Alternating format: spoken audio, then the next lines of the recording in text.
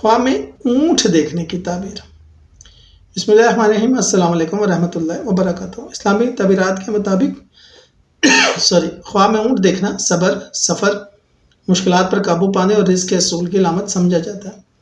تعبیر کا دار مدار خواب کی حالت اور اونٹ کے رویے پہ ہوتا ہے۔ کچھ ممکنہ تعبیرات میں آپ کے ساتھ شیئر کرتا ہوں۔